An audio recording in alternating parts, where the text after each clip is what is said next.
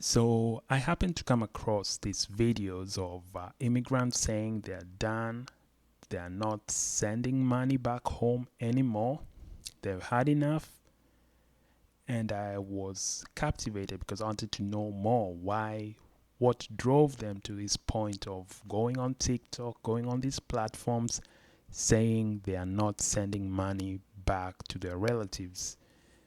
Before I look at some of the reasons, please consider liking and subscribing, and let's get right into it.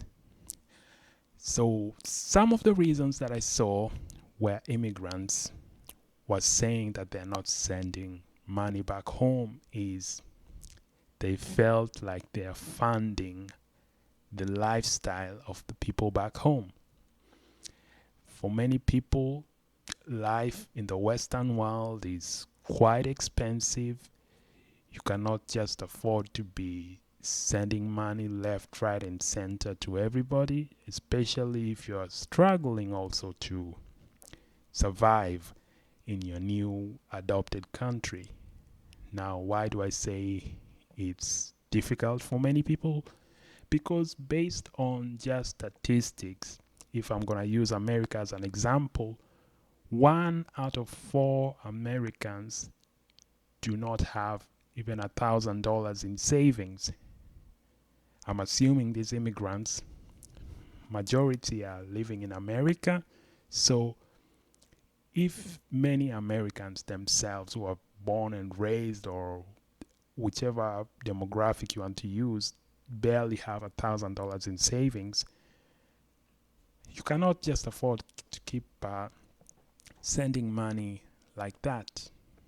So the cost of living and inflation has drove many people to say enough with sending money. They're not doing it. But let's just look at United Nations, what the United Nations say about, you know, how sending money back home. Some facts that we don't know. Let's see if United Nations knows more than we know.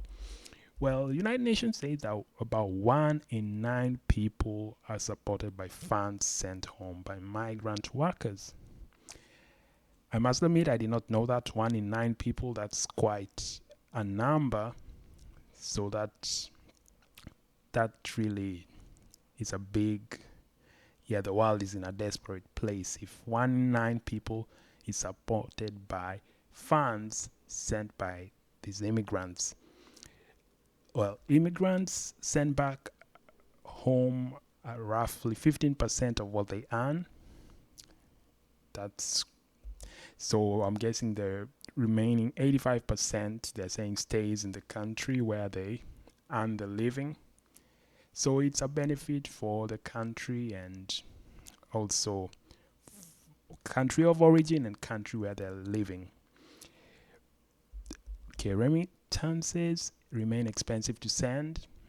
If you ever sent money back in the old days, sending with Western Union or MoneyGram, you would understand definitely what they're saying. But now there are so many apps for like Latin America. They have like Zoom, you have like Remitly, you have Wave, you have all these kinds of apps for immigrants that they use to send money, and it's a business basically, and it's a very profitable one for these companies. Some just use flat fees, some of them use fees, charge fees, others they charge it through exchange, like the forex exchange.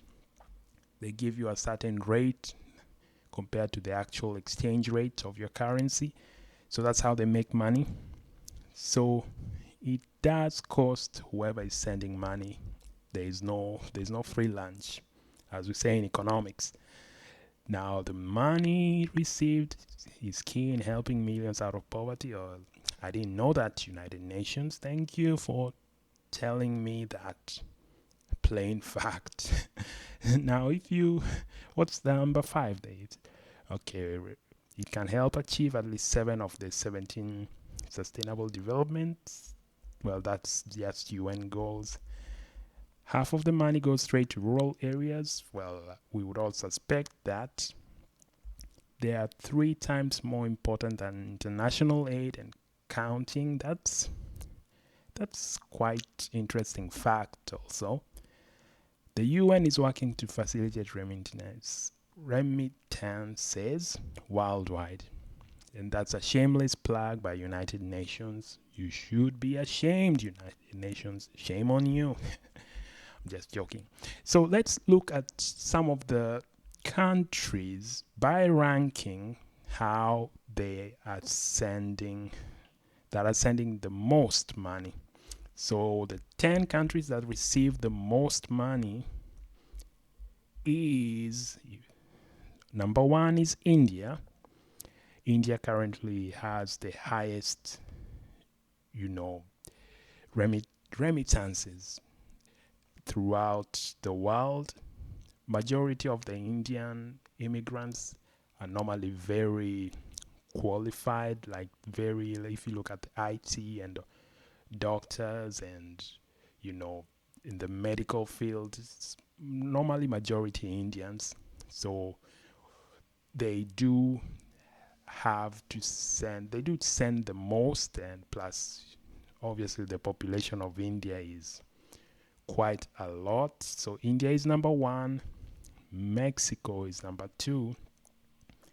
I'm going to look at Mexico more in detail, but if we are using like America, for example, there are lots of Mexican immigrants. Makes sense because it's the neighbors, and part of America was also Mexico, so just FYI. And then we have China. China is coming in at number 3. What we're seeing so far in common is these countries have a lot of population. It's like India and China. I think they have one of the highest populations in the world. So it would make sense that there is not enough opportunities in the actual countries, so they would have more immigrants. We have Philippines. Philippines is coming in at what? That's number 4. I lost count. They did not label the rankings, but Philippines is coming right after China. France, now this one was kind of surprising for me because I didn't know France was receiving money. I thought they would be sending money because it's like a first world country. But apparently 5 main remittance sources for France are Spain, Belgium, the US, Switzerland, and the UK.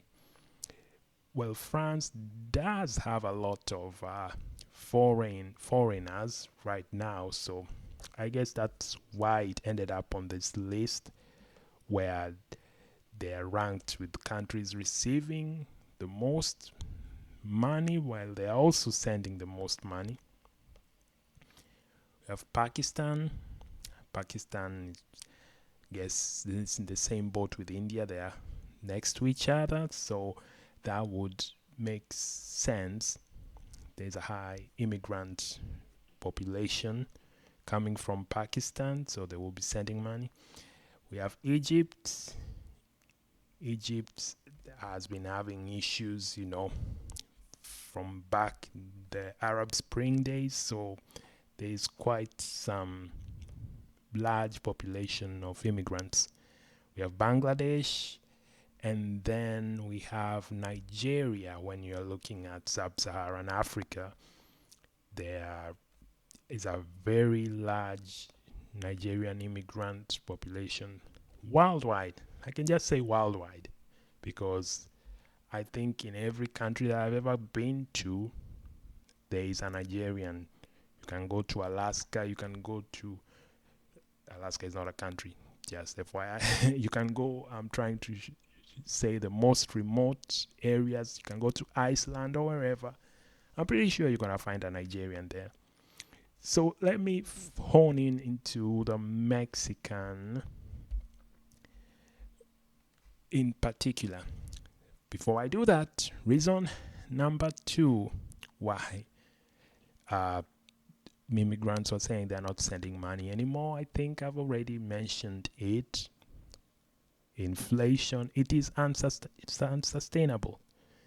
it's unsustainable because according to this article, actually it was somewhere down here, uh, the average amount for each transfer is around $393. So that's around, let's just round up, $400 being sent with each transfer. And majority of the Mexican immigrants are in America. I know there's a big population also in Germany. I mean, they have like Volkswagen factories in Mexico, and so there's that exchange. So this article was saying money sent home by Mexicans working abroad rose by 7.6% in 2023 to reach a record 63 billion. Now, this is quite high. I think now they are number 2 because the first one was India. And India, I think, is only beating them because of their population. And then there are so many Mexican immigrants who are working very hard. They're sending money back home. So this trend of, immigrants going on TikTok saying they're not sending money anymore. Reason number 3 they gave is they are kind of adapting to the Western culture. What do I mean? The Western culture is more individualistic than a community. For somebody like me who I grew up in Africa, everything was community based. So if one person made it, you had to help out your brothers, your sisters, like the younger ones, you had to help out your parents. Some people call it like, I don't know, the black tax, I think that's the name. So you had to, this obligation, you feel the need, like you have to. If you don't, you are looked at a certain way. Why are you not helping out your people? Your people are suffering. But in the Western world, it's you are on your own. You have to make it. If your parents did not save enough money, sorry for them. They'll have to work at a Walmart. You can be a Walmart greeter. You can be, you're on your own or depend on Social Security, things like that. Nobody's saying what's wrong or right. It's different cultures. So some people who move to the Western world, they see that as it's an obligation. They have to maintain their culture, while others decide they have to adopt the new culture system, so they are becoming more individualistic. So it can help you achieve more. It's like capitalism, basically. You can achieve more if you're focused really on yourself. You don't have to, whatever you're earning, you're divvying up to everybody else. But it's their right. It's your money. You do with it as you wish. So that was the other reason that these immigrants were giving. They've moved abroad. Some were saying in not very nice words that people back home are lazy. You are basically funding their lifestyle. I don't know if it's different case by case for people. Some people, they say it is the people are lazy because they just sit back, they wait for that monthly. You have to pay their rent, you have to pay school fees for their kids, you have to do all these things. Meanwhile, you are sharing roommates, you are sharing a home with the roommates. You cannot afford a home, you cannot afford anything, you cannot afford car insurance. You're basically suffering like a dog back in this foreign country. But they don't know, and for the most part, they do not care as long as you send them the money. So that's another reason why they were saying no more. They've had enough. Now, the average amount, I think I've already covered this. That was how much they're sending, which was 393, 400 rounded up. And it does affect the Mexican GDP. I saw somewhere in this article that, let me see, it was somewhere right here.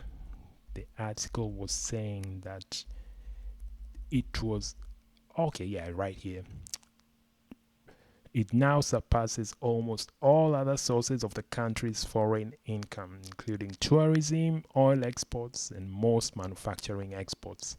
So the money that they are sending in Mexico is basically more than some of, what their exports. So that is quite a huge number. That just shows you how big this industry is and why immigration basically might never stop, because economies depend on it. Now, do I agree with these people saying that they're not sending money back home, they're not funding the lifestyles of their relatives? Some of their relatives are living better than them, they are not doing it anymore, they're not obliged. Their parents should have planned for retirement, it's not their responsibility.